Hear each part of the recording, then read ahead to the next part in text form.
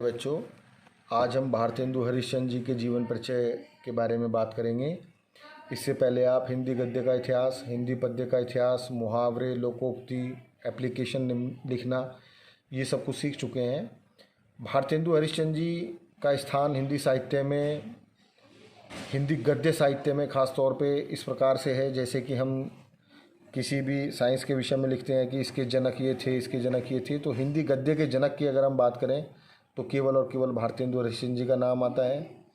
भारतेंदु हरिश्चंद्र जी के नाम पर ही भारतेंदु युग, जो हमारे हिंदी गद्य का प्रथम युग माना जाता है, उसकी शुरुआत हुई। केवल 35 वर्ष की अल्पायु में आप इस दुनिया को छोड़कर चले गए, लेकिन उससे पूर्व इतना महान कार्य कर गए। तरह तरह की इन्होंने मैगज़ीन का लेखन किया, नए नए लेखकों को उन्होंने हिंदी गद्य के से परिचित कराया, उनके लेखन में सुधार किया, लेखन शैली के बारे में उन्होंने बताया और इतना कुछ इन्होंने लिखा कि जिसके बारे में आज की जो पीढ़ी है वो कल्पना भी नहीं कर सकती। तो आइए जानते हैं भारतेंदु हरिश्चंद्र जी के बारे में और डिटेल से आपकी जीवनी। भारतेंदु हरिश्चंद्र जी का जन्म सन 1850 ईस्वी में हुआ था। भारतेंदु जी का जन्म जो था वो काशी में हुआ, जिसे आज हम बनारस के नाम से भी जानते हैं। उनके पिता बाबू गोपाल चंद्र गिरधर दास उपनाम से कविता करते थे। कवि पिता के सुपुत्र भारतेंदु हरिश्चंद्र जी ने भी 5 वर्ष की अल्पायु में ही काव्य रचना प्रारंभ कर दी थी और वो इतने प्रतिभाशाली थे कि उनकी प्रतिभा बाल्यावस्था से ही लोगों को दिखाई देने लगी। जीवन उनका अत्यंत संघर्षपूर्ण रहा। बाल्यावस्था में ही माता पिता की छत्र छाया उनके सिर से उठ गई, वात्सल्य से वंचित रह गए। स्कूली शिक्षा में भी व्यवधान पड़ा। उन्होंने घर पर ही स्वाध्याय से हिंदी, अंग्रेजी, संस्कृत, फारसी, मराठी, गुजराती आदि भाषाओं का ज्ञान प्राप्त किया और चूँकि उनका दुनिया में कोई नहीं था तो 13 वर्ष की अल्पायु में उनका विवाह हो गया। वे स्वभाव से अति उदार थे, दीन दुखियों की सहायता करते थे, देश सेवा, साहित्य सेवा, इसी के लिए उनका जो धन था उन्होंने अपना सारा लुटा दिया। और धन लुटाने के चक्कर में अंतिम समय में क्या हुआ कि उनकी आर्थिक स्थिति अत्यंत शोचनीय हो गई। वे ऋणग्रस्त हो गए। ऋण की चिंता से उनका शरीर भी क्षीण हो गया। कुछ लोग ये कहते हैं कि उन्हें क्षय रोग हो गया। तो 6 जनवरी 1885 को मात्र 35 वर्ष की अल्पायु में ही उन्होंने अपना नश्वर शरीर त्याग दिया।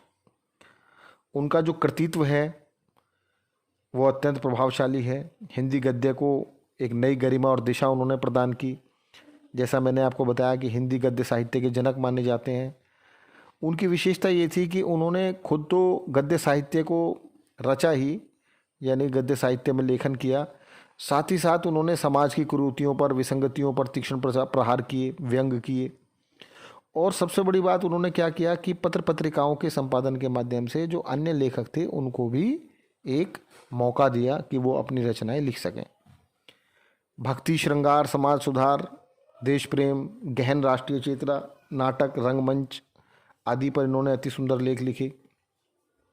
1886 ईस्वी में कवि वचन सुधा और 1873 ईस्वी में हरिश्चंद्र मैगजीन का संपादन किया। बाद में हरिश्चंद्र मैगजीन का नाम बदलकर हरिश्चंद्र चंद्रिका हो गया। ये भी सवाल आ जाता है कई बार। नाटकों के क्षेत्र में भी इनका अद्भुत योगदान था। कई सारे इन्होंने नाटक लिखे। आपकी अगर हम रचनाओं की बात करें तो मौलिक नाटक जो थे आपके सत्य हरिश्चंद्र, नील देवी बहुत प्रसिद्ध नाटक है आपका, श्री चंद्रावली, भारत दुर्दशा, अंधेर नगरी, वैदिक हिंसा, हिंसा न भवती, विषस्य विषमोदस्य, सती प्रताप, प्रेम जोगनी, ये सब आपके नाटक रहे।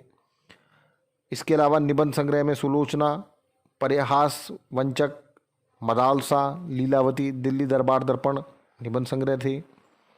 इतिहास में कश्मीर कुसुम, महाराष्ट्र देश का इतिहास, अग्रवालों की उत्पत्ति पर इन्होंने लिखा। यात्रा वृत्तांत वेरी इंपॉर्टेंट आ जाता है सवाल, इस पर कई बार आया हुआ है। सरयू पार की यात्रा श्री भारतेंदु हरिश्चंद्र जी द्वारा लिखित है। लखनऊ की यात्रा भारतेंदु हरिश्चंद्र जी द्वारा लिखित है।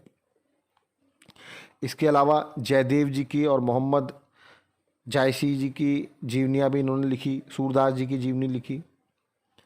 आपकी जो भाषा शैली थी वो इतनी प्रबल थी कि इन्होंने हिंदी गद्य को इतना समृद्ध बना दिया अपने जीवन काल में कि आगे आने वाले जो हमारे साहित्यकार थे उन्हें केवल उसमें परिष्कृत उसका किया। शुरुआत इन्होंने बहुत ही अच्छे ढंग से कर दी थी। खड़ी बोली को व्यवस्थित परिष्कृत परिमार्जित रूप प्रदान कर दिया। उन्होंने अपने लेखन में सबसे बड़ी बात क्या करी कि अरबी, फारसी, उर्दू, अंग्रेजी भाषाओं के जो शब्द थे उनका भी प्रयोग किया, जिससे जन सामान्य की भाषा बन सका। वो सब भाषा में प्रभाव था, ओज था, लोकोक्ति एवं मुहावरों का प्रयोग भी करते थे। विषय के अनुरूप इन्होंने वर्णनात्मक, विचारात्मक, विवरणात्मक, भावात्मक सभी प्रकार के निबंध लिखे हैं। दिल्ली दरबार जो इनकी रचना है, दिल्ली दरबार दर्पण, उसमें वर्णनात्मक शैली का इन्होंने प्रयोग किया, यात्रा वृत्तांतों का प्रयोग किया और विचारात्मक शैली जो है इन्होंने बहुत ज़्यादा उसका प्रयोग किया। और इन्हीं के नाम के आधार पर सन 1868 से लगा के और 1900 तक का जो काल है उसे भारतेंदु युग के नाम से जाना जाता है।